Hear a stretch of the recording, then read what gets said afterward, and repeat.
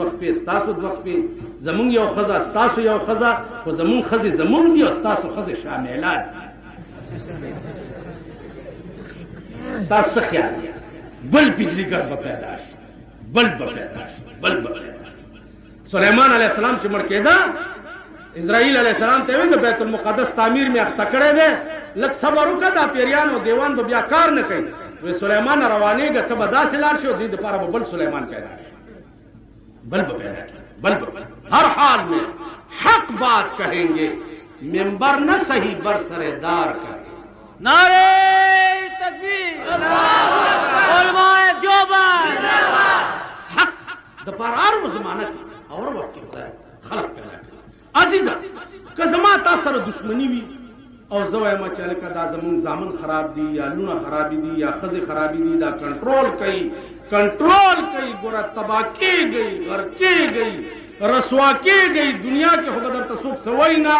اخرت هم تباه کېږي چې دا زمونږ ښځې داسې اوارهګردې ګرځي عزیزانو خدای ته وګورئ رسول ته وګورئ اخرت هم تباه کېږي نو دا خو زما دوستي ده در سره زه خو ستا خوشحالول نه غواړم زه دې جړول غواړم او آخرت کې ښه کول غواړم ټیک شي عرض مې دا و عزیزانو چې د حق علمبردار او د قانون پاسبان دې ته وایي لکه عمر کور ته راغی زوی روټۍ خوړی بابا ولې پریشان وي بچیه روټۍ وخوره ما ته داسې معلومیږي چې ستا نه نخیرې روټۍ د زما په کور کې روټۍ وخوړه چې ویې خوړه داسې دې ویښتو نه ونیو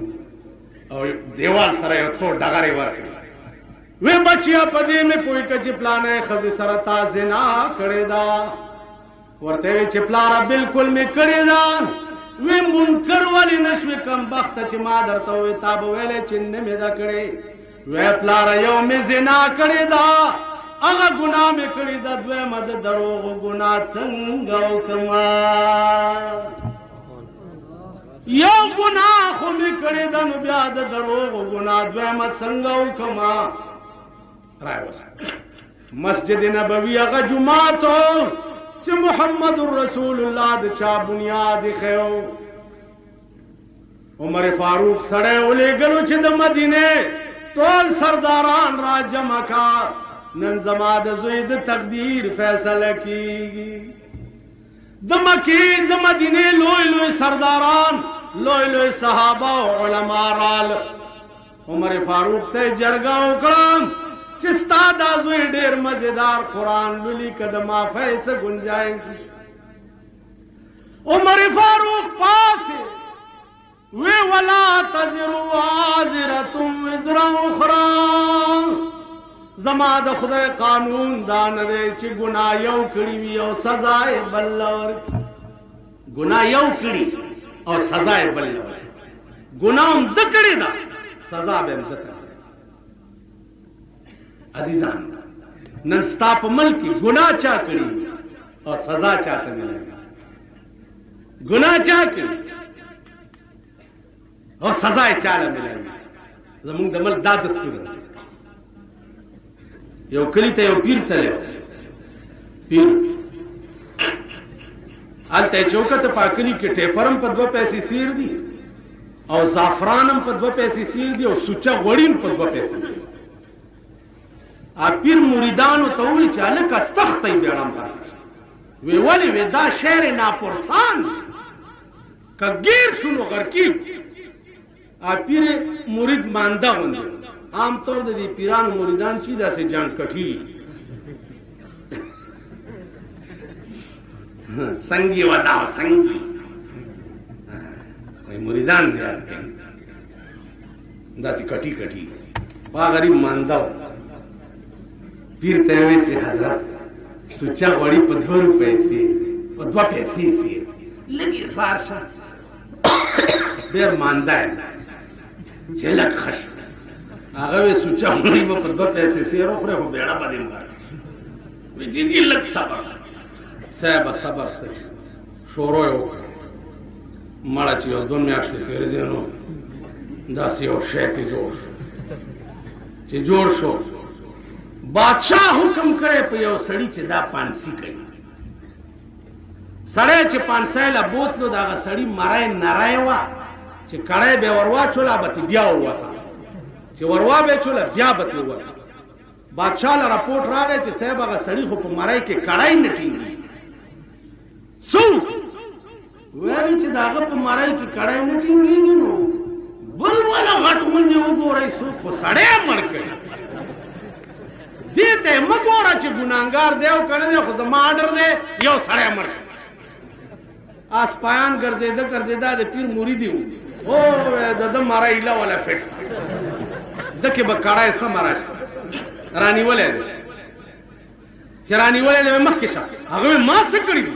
وی څه دې نه دي کړي، خو هلته کړی د چا په مرۍ کې نه راځي بل چا بغیر تا نه. وی نو ما خو څه نه دي کړي غر کوئ. وی بس کاکا خبرې ډېرې مه کوه، بادشاه اډر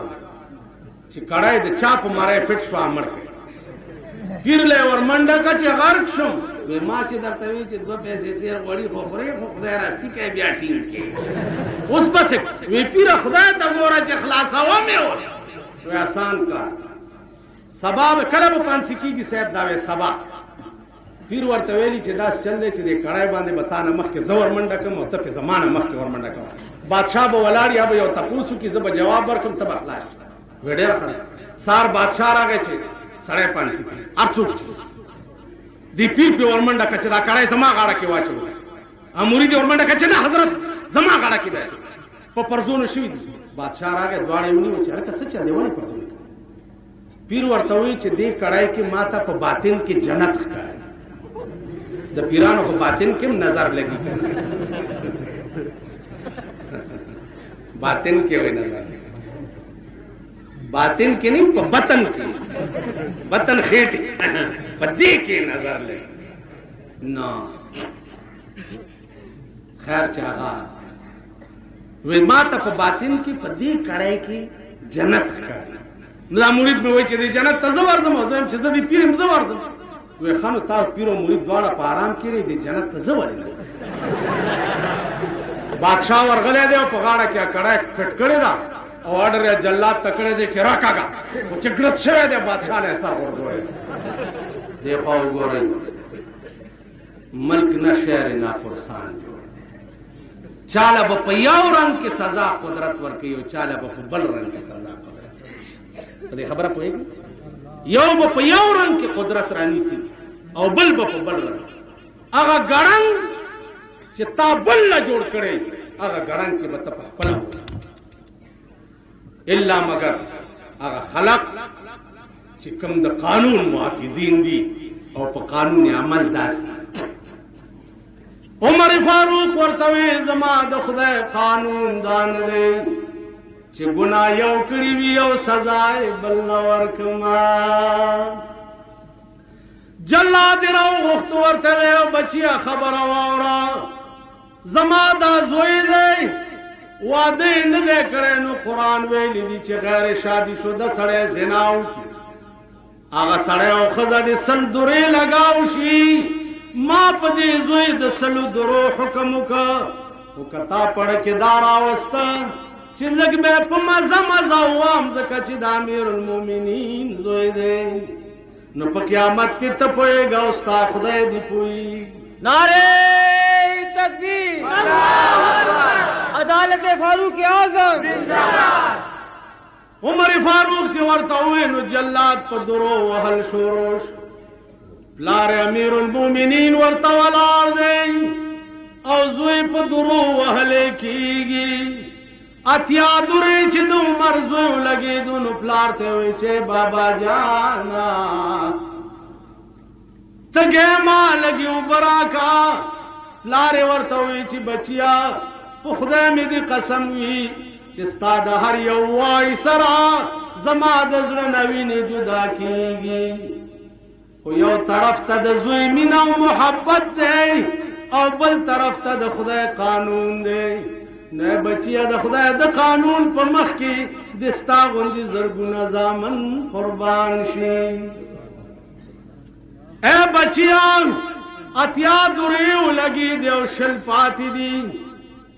کسل مدوری نباد جوندے وینو ببوس کے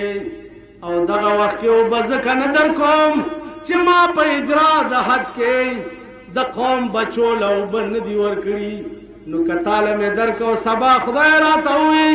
چې زوی د پاره دی په قانون کې ترمیم ولې وکړه پردي خلق دي چې په درو وهلو په دې نه ورکړي او زوی له دې په کې ترمیم ولې وکړه نو په ملک د قانون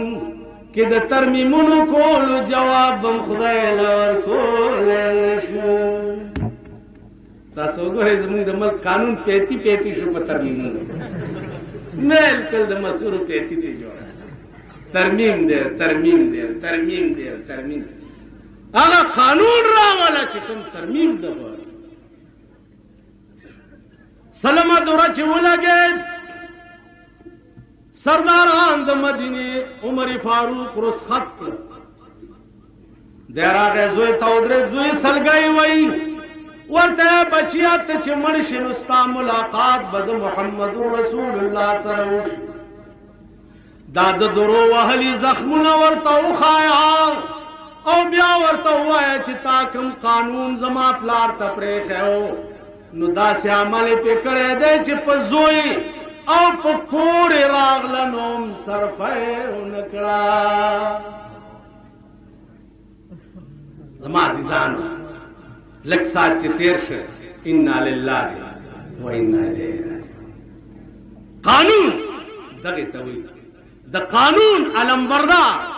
دغې ته وایي په قانون عمل کوونکی دغې ته وایي چې په زوی راغلم صرفه ونه کړه په کور راغلم صرفه ونه کړه په ځان راغلم صرفه زما عزیزانو مونږ دا ملک په داسې قانون آباد غواړو په دې ملک کې داسې قانون غواړو والله